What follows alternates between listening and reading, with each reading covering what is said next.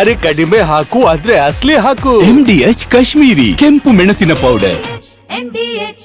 ಸರ್ಕಾರದ ವಿರುದ್ಧ ಈಗ ಗುತ್ತಿಗೆದಾರರು ದನಿ ಏರಿಸ್ತಾ ಇದ್ದಾರೆ. ಗುತ್ತಿಗೆದಾರರ ಸಂಘ ಆಕ್ರೋಶ ವ್ಯಕ್ತಪಡಿಸಿದೆ. ಅಂದ್ರೆ ಗುತ್ತಿಗೆದಾರರಿಗೆ ಸರಿಯಾಗಿ ಬಿಲ್ ಕ್ಲಿಯರ್ ಆಗ್ತಾ ಇಲ್ಲ, ಇದು ಸಂಗತಿ. ಅಲ್ಲಿ ಇನ್ನೊಂದು ಪ್ರಸ್ತಾಪ ಕೂಡ ಬರುತ್ತೆ. ಕೆಂಪಣ್ಣ ಅವರಿಲ್ಲ ಈಗ ನಮ್ಮ ನಡುವೆ, ಪ್ರಶ್ನೆ ಬೇರೆ. ಕೆಂಪಣ್ಣ ಅವ್ರನ್ನ ಎಲ್ಲರೂ ಕೂಡ ರಾಜಕೀಯವಾಗಿ ಬಳಸ್ಕೊಂಡ್ರು.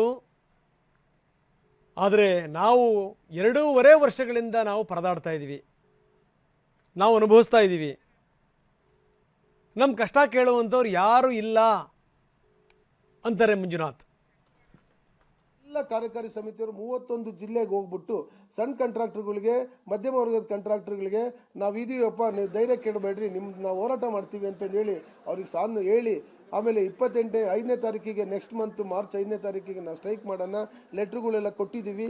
ಆಮೇಲೆ ಹಿಂದಿ ಮಿಂಟೆ ನಾವು ಇನ್ನೂ ನಿಮಗೆ ಹೇಳಬೇಕು ಅಂದರೆ, ನಾವು ಈ ಒಂದು ನಮ್ಮ ಹೈಕಮಾಂಡ್ ಇದಕ್ಕೆ ರಾಹುಲ್ ಗಾಂಧಿ ಅವರಿಗೆ ಒಂದು ಲೆಟ್ರ್ ರೆಡಿ ಮಾಡಿ ಇಟ್ಕೊಂಡಿದ್ದೀವಿ. ರಾಹುಲ್ ಗಾಂಧಿ ಅವರಿಗೆ ಲೆಟ್ರ್ ರೆಡಿ ಮಾಡಿ ಇಟ್ಕೊಂಡು ನೋಡಿ, ರಾಹುಲ್ ಗಾಂಧಿ ಜಿ ಅವರಿಗೆ ಲೆಟ್ರ್ ರೆಡಿ ಮಾಡಿ ನಮ್ಮ ಇರ್ತಕ್ಕಂಥ ಸಮಸ್ಯೆ, ಇರ್ತಕ್ಕಂಥ ಪೆಂಡಿಂಗ್ ಬಿಲ್ಗಳನ್ನ ನಾವು ನಿನ್ನೆ ಕಾರ್ಯಕಾರಿ ಸಮಿತಿ ಸಭೆ ಇತ್ತು, ಆ ಸಭೆಯಲ್ಲಿ ನಾವು ಪರ್ಮಿಷನ್ ತೊಗೊಂಡಿದ್ದೀವಿ, ರಾಹುಲ್ ಗಾಂಧಿ ಕೊಡಿ ಅಂತಂದೇಳಿ ಸಭೆ ಒಕ್ಕೂರ್ಲಿಂದ ಹೇಳ್ತು. ಆಮೇಲೆ ಹಿರಿಯರಾದಂಥ ಮಾನ್ಯ ಮಲ್ಲಿಕಾರ್ಜುನ್ ಖರ್ಗೆ ಸಾಹೇಬ್ರಿಗೂ ಸಹ ನಾವು ಒಂದು ಲೆಟ್ರ್ ಇಟ್ಕೊಂಡಿದ್ದೀವಿ.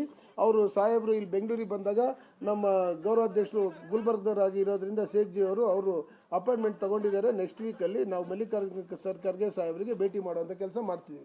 ಅದಕ್ಕಿಂತ ಮುಖ್ಯವಾಗಿ ಈ ನಾವೇನಾಗುತ್ತೆ 5/3 ನಾವು ಏನಾದ್ರು ಇದಾಗಲಿಲ್ಲ ಅಂದರೆ ನಾವು ಡೈರೆಕ್ಟಾಗಿ ನಾವು ಗವರ್ನರ್ಗೆ ಅವ್ರಿಗೂ ಸಹ ಇವತ್ತು ಅಪಾಯಿಂಟ್ಮೆಂಟ್ ತೊಗೊಳೋದಕ್ಕೆ ನಮ್ಮ ಕಾರ್ಯಾಧ್ಯಕ್ಷರು ದಿನೇಶ್ ಅವರಿಗೆ ನಾವು ವಹಿಸಿದ್ದೀವಿ. ಅವರು ಸಹ ಅಪಾಯಿಂಟ್ಮೆಂಟ್ ತೊಗೊತಾರೆ, ಅವ್ರನ್ನೂ ಭೇಟಿ ಮಾಡಿ ಇದು ಮಾಡ್ತೀವಿ. ನಾವು ಯಾಕೆ PWD ಇಲಾಖೆಯಲ್ಲಿ ಅಫೋರ್ಡಬಲ್ ಲಾಸ್ಟ್ ಟೈಮ್ ಎಷ್ಟಿತ್ತು ಅಷ್ಟೇ ಇದೆ, ಅಫೋರ್ಡಬಲ್ PWD ಇಲಾಖೆ ಹಣ ಬಿಡುಗಡೆಗೆ ಮಾತ್ರ. ಆಮೇಲೆ ಅಲ್ಲಿಂದ ಬಂದರೆ BBMPನಲ್ಲಿ ಲಾಸ್ಟ್ ಟೈಮ್ ಎಷ್ಟಿತ್ತು ಅಷ್ಟೇ ಐತೆ. ಆಮೇಲೆ ಮಿನಿರವರಿ ಇಲಾಖೆಯಲ್ಲಿ ಜಾಸ್ತಿ ಆಗಿದೆ. ಆಮೇಲೆ ಮೈನರ್ ಇರಿಗೇಷನ್ಗೆ ಪೇಮೆಂಟೇ ಹೋಗ್ತಾ ಇಲ್ಲ. ಆಮೇಲೆ ಈಗ ರಹೀಮ್ ಖಾನ್ ಸಾಹೇಬ್ರದ್ದು ಅವ್ರು ನೆನ್ನೆ ಹೇಳ್ಬಿಟ್ಟು ಬಂದಿದ್ದೀವಿ, ನೀವು ಇದನ್ನೆಲ್ಲ ಒಂದು ಸ್ವಲ್ಪ ಸರಿ ಮಾಡ್ಕೋಬೇಕು ಅಂತ. ಆಮೇಲೆ ಗುಂಡೂರಾವ್ ಸಾಹೇಬ್ರಿಗೂ ಹೇಳ್ಬಿಟ್ಟು ಬಂದಿದ್ದೀವಿ ಸರಿ ಮಾಡ್ಕೋಬೇಕು ಅಂತ. ನಾವೇನು ಅವ್ರ ವಿರೋಧಿಗಳೆಲ್ಲ ಸ್ವಾಮಿ, ನಾವು ಅವ್ರ ಸಪೋರ್ಟರ್ಸು, ನಮಗೆ ದಯವಿಟ್ಟು ಕರೆದ್ಬಿಟ್ಟು ಮೀಟಿಂಗ್ ಮಾಡಿ ನಮ್ಮ ಪ್ರಾಬ್ಲಮ್ಸ್ ಸ್ತೋತ್ರ ಆಗಲ್ಲ ನಮ್ಗೆ ಗೊತ್ತಿಲ್ಲ.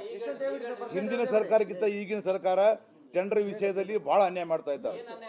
ಏನ್ ಅನ್ಯಾಯ ಅಂದ್ರೆ ಯಾರು ಟೆಂಡರ್ ಹಾಕ್ತಾರ ಅವ್ರು ತೆಗ್ಸೋದು, ತೆಗಿರಿ ಟೆಂಡರ್ ನೀವು ಪೇಮೆಂಟ್ ಕೊಡ್ತಂಗಿಲ್ಲ.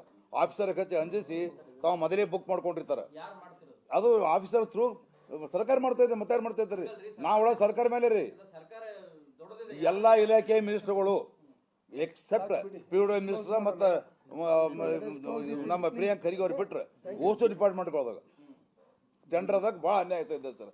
ಈಗ ಅದ್ರ ಕಾಂಟ್ರಾಕ್ಟರ್ ಶಾಲೆ ಬದುಕಬೇಕು ಹೆಂಗೆ, ಕಾಂಟ್ರಾಕ್ಟರ್ ಕೆಲಸ ಮಾಡ್ಬೇಕು ಹೆಂಗೆ, ಎಲ್ಲಿ ತನಕ ಇದು ಟೆಂಡರ್ ಅವ್ರು ಹಾಕಿ ಸಿಗ್ಲಿಲ್ಲ ಅಂದ್ರೆ ಅವ್ರ ಲೈಸೆನ್ಸ್ ಸಂಖ್ಯೆ ರಿನಿವಲ್ ಆಗಲ್ಲ ಸರ್. ಅದಕ್ಕೆ ನಮ್ಮ ಅಧ್ಯಕ್ಷರಿಗೆ ನಾವು ಪವರ್ ಕೊಟ್ಟಿದ್ದೆವು, ನೀವು ಏನು ಮಾಡ್ತೀರಿ ಸರ್ ಹಿಂದಿದ್ದೇವೆ ಅಂತೇಳಿ ಎಲ್ಲ ಜಿಲ್ಲೆದವರು. ಮತ್ತೆ ಕೆಲವೊಂದು ಮಂದಿ ಬರ್ತಾರೆ, 100% ಸ್ತೋತ್ರ ಆಗಲ್ಲ ನಮ್ಗೆ ಗೊತ್ತಿಲ್ಲ.